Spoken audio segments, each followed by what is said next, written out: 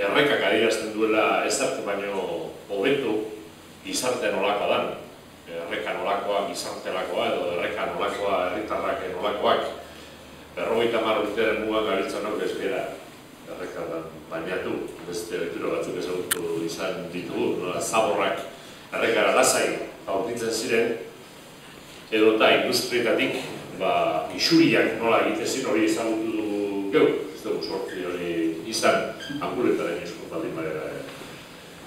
Eta oraingoan sailburuak egoki espresuan bezala, beste gizarte modu baten aurrean, gauzak beste modu batean egin nahian gabiltza, eta ustetik gaurkoa azpiegitura hau horren lekuko nabarmena dela.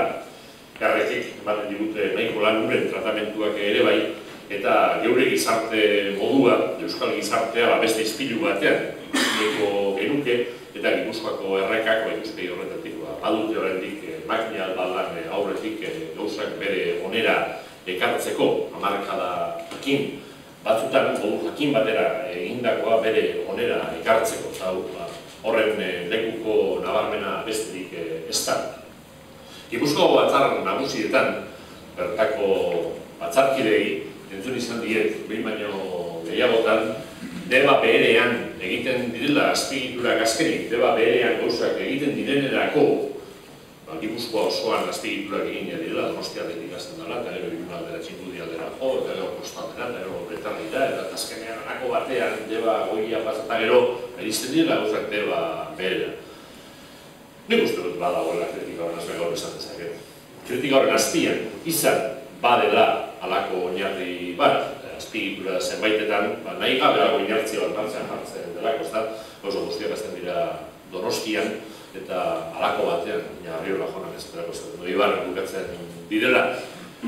Baina nik uste dute horrek ere aditzera ematen duela Gipuzkoak bere osoan behar duela planteamendu jakin bat, eta Gipuzkoa osoari erantzunak ematerakoan inertzia horiek gainditu egin da direla. Nik uste dute legealdi honetan biziki saiatu garela inertzia horiei buelta ematen eta horrekak beste modu jakin batean jartzen.